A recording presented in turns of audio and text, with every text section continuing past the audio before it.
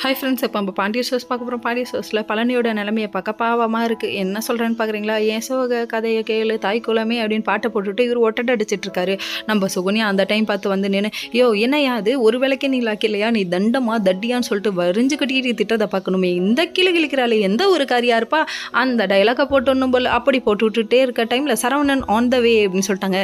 அதுக்கப்புறம் மாப்பு வச்சுட்டாயா ஆப்பு அப்படின்னு சொல்லிட்டு ரியாக்ஷன் வேறு லெவலில் பார்க்குறாரு. பார்த்ததுக்கப்புறமும் இல்லை ஒன்றும் இல்லை சரவணா, உங்கள் மாமா செய்கிற வேலையை உருப்படியாக செய்ய மாட்டேங்கிறாரு அப்படின்னு மலுப்புது. டே எப்பட்றா முழு பூசணிக்காவை சோத்துல மறைக்கிற, ஏன்டா இப்படி இருக்கு அப்படிங்கிற மாதிரி இருக்குது. சரி பரவாயில்ல விடுங்க.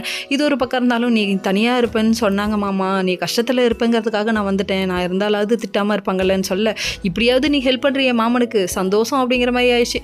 அதுக்கப்புறம் இவர் வீட்டிலேயே இருக்காருங்க. அந்த டைம் பார்த்து தங்கமயில் ஃபோன் மேலே ஃபோன் அடிக்க எடுக்கவே இல்லைங்க. அதாவது ஒரு சின்ன பொய்க்காக இப்படிலாம் பண்ணக்கூடாப்பா, அவங்க கூட சேர்ந்து வாழணுங்கிறதுக்காக போய் சொல்லியிருக்காங்க, அந்த நீங்கள் மன்னிக்கலாம்ப்பா, அதாவது நமக்கு உண்மையாக இருக்காங்களா துரோகம் பண்ணாமல் இருக்காங்களான்னு மட்டும் பாருங்கள், அது போதும் அப்படிங்கிற மாதிரி ஆயிடுச்சு. சரி இதெல்லாம் ஒரு பக்கம் இருக்க, எல்லாரையும் உங்கள் கோயிலுக்கு அனுப்புனவங்க நம்ம ராஜிக்கு ஒரு திடீர்னு ஐடியா தோணுது. என்னன்னு பார்த்தீங்கன்னா, அங்கே வந்து போட்டியில் ஜெயிக்கிறவங்களுக்கு காரு பைக்குன்றாங்க.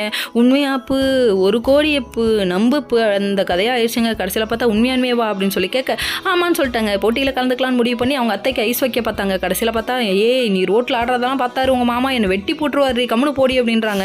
கடைசியில் இப்படி சொதப்பிருச்சு குமார் அப்படிங்கிற மாதிரி ஆயிடுச்சு. சரி எப்படியாவது கண்டிப்பாக ஜெயிப்போம் அப்படின்றாங்க. எப்படி கதிர் எப்படி சொல்லி பேச்சு கேட்காம பண்ணுறாரோ அது மாதிரி தான் நம்ம ராஜ்யம். என்னைக்கு என் புருஷனே கேட்கறல, நான் எதுக்கும் நீங்கள் சொல்கிறத கேட்கணும் அப்படின்னு முடிவு எடுக்க போகிறாங்க.